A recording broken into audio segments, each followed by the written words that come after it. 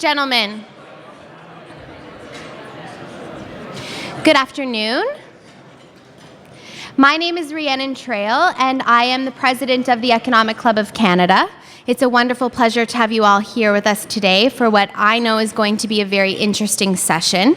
Off the top, I just would like to thank and recognize our annual partners who allow us to do this work that we do across Canada. So if I can, CPA Ontario, Sun Life Financial, PwC, the Insurance Bureau of Canada, the Canadian Bankers Association, and Porter Airlines. Could you please join me in giving them all a round of applause?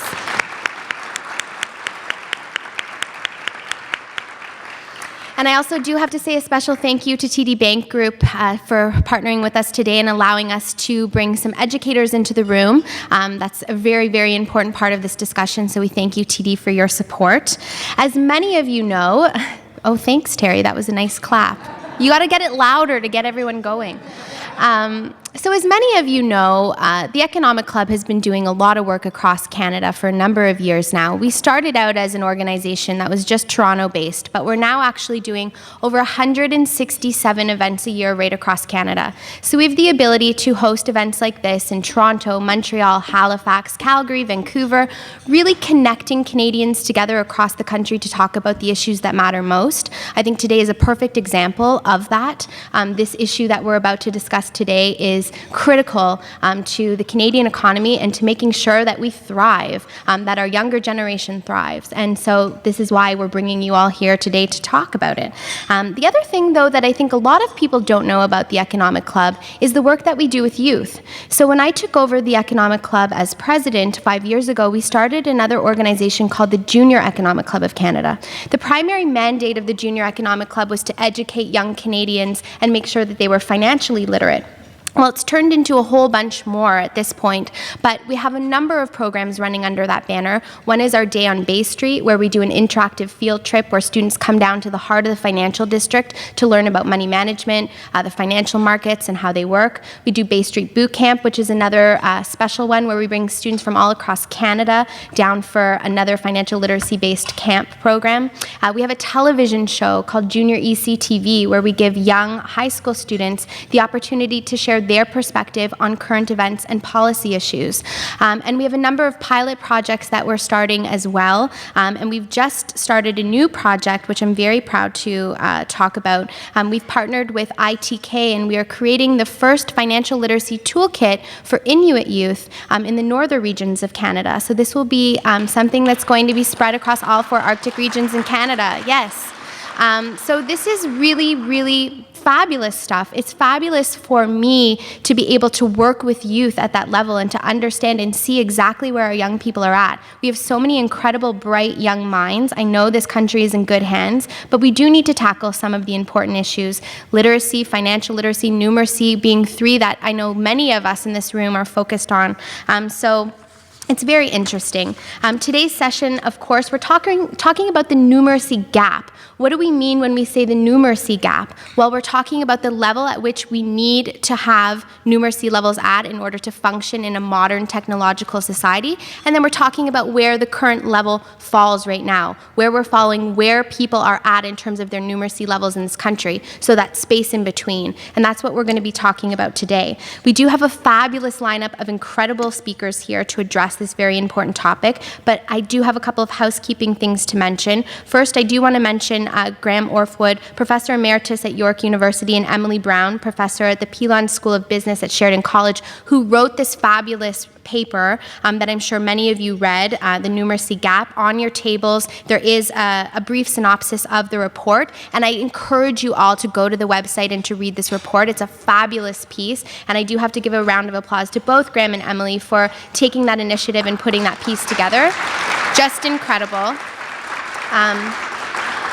I know we're going to be having a very active discussion in the room today, but if you want to continue following the discussion, Steve Paikin is hosting our panelists on the agenda tonight to talk about this very issue, so if you can tune into that, that would be great. The other thing that we have on the tables is we actually have a couple of numeracy, we have some math questions for you, numeracy questions. We are hoping if you have time that you can try and tackle some of them. I promise you they're not too hard, but it's probably good to gauge where we're all at as we talk about this. The other thing is we are doing a draw at the end of the session. We always like to get a special book recommendation from one of our speakers. So Jerry Conley has given her book recommendation, and she's brought the book with us, or for us to give out. So that book is Torn Memories of Nanking, and we're going to be drawing for that. So we took your business cards. And lastly, we don't want today just to be all talk, and we want to see some action come out of this discussion. I obviously know, and I know many of you in this room know, that Liz Sandals just announced just last week a very important amount of money that's going to be put into math education here in Ontario, which is great, and that's something, it's definitely a great step in the right direction, but we want to continue that conversation, and we want to continue a partnership to tackle this challenge. I know I'm saying it before we outline the challenge fully, but there is going to be a sheet going around if you want to sign your name to it to keep informed on this particular topic, or to be involved in what we're saying. We want to create a round table here in Ontario where we bring community leaders, educators, business leaders together to talk about this very issue of the numeracy levels in Canada. So please, if you want to stay involved, please do sign up on that sheet that's coming around. So it's now my pleasure to turn things over to Bernie Vogel. He's the Vice President of Finance at CPA Ontario, and he's going to kick things off for us. So let's give him a warm round of applause.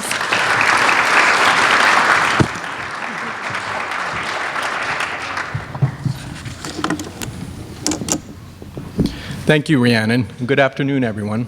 It is my pleasure to be here today on behalf of CPA Ontario and our more than 85,000 members. Promoting numeracy, that is the ability to understand and work with numbers, has long been a focus and a passion of our profession. And while accounting is far more than just numbers, the proverbial bean counting, numbers are certainly at the core of what we do. Chartered professional accountants are acutely aware that you cannot understand a business or our overall economy without a rock-solid grasp of what all the numbers mean. That applies whether you're talking about profit, debt, growth, or any one of dozens of ways we measure the world around us.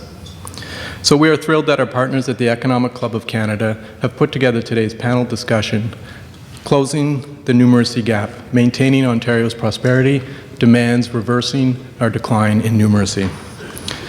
Before the panel discussion, Graham Orpwood will tell us a bit about his research into the numeracy gap. Graham has degrees in chemistry from Oxford University and education from the University of Toronto.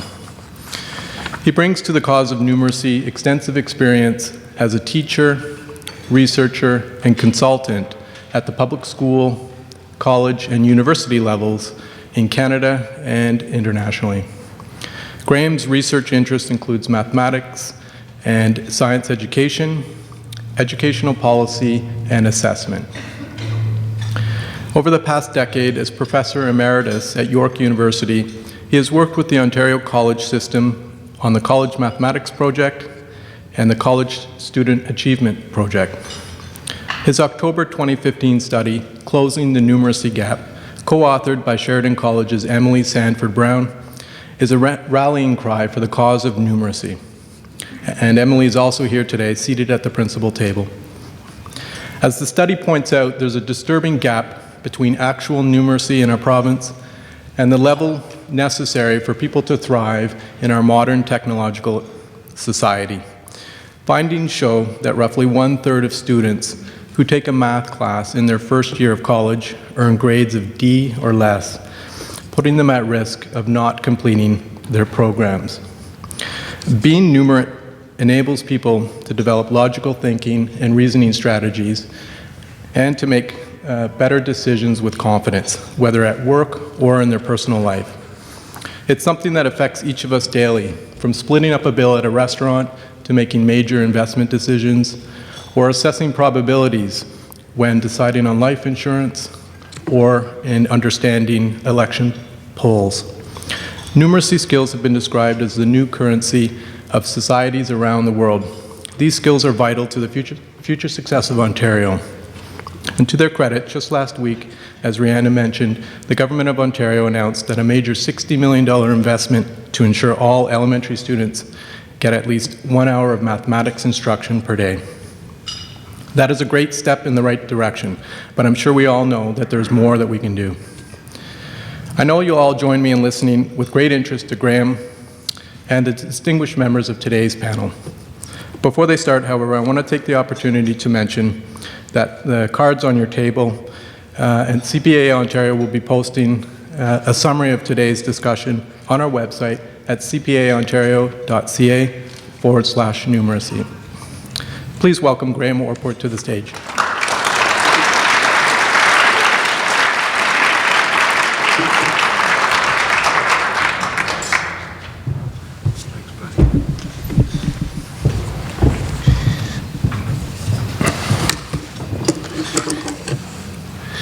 Thank you very much, Bernie, and thank you, Rhiannon, also for hosting this extraordinary event, which is a very special one for me personally. As a researcher, you'll expect me to give you the statistics about numeracy at length. I'm not going to do that, because ultimately this comes down to real people. And it came home to me most strongly a couple of years ago when I was living in downtown Toronto, and I had occasion to get into conversation with a young Vietnamese woman who had begun to study part-time at Centennial College with a view to becoming a nurse. And she said, what did I do? So I said I did something to do with mathematics and schools. And she said, you know, I can't get over this. She said, Canadian girls taking nursing, they're terrified of math. So I said, really? Yes, she said. When I was at school in Vietnam, we were all expected to get 100% in math every time. She said they don't expect to get anything like that, and even less if they don't have a calculator. She was totally surprised. And it began to dawn on me that here was a young woman whose family expectations and school expectations were that she would understand basic math concepts and get them right 100% of the time. And I must say, if she was going to become a nurse, I was quite pleased to know that she would get her calculations right 100% of the time. Ontario students tend to think that if you get 50% right, you're okay. This is what I call in the paper the myth of the math gene. The myth of the math gene says that some people can do math and some people can't. We just have to accept that that's the way it is. Well, I don't believe that anybody in this room believes in that.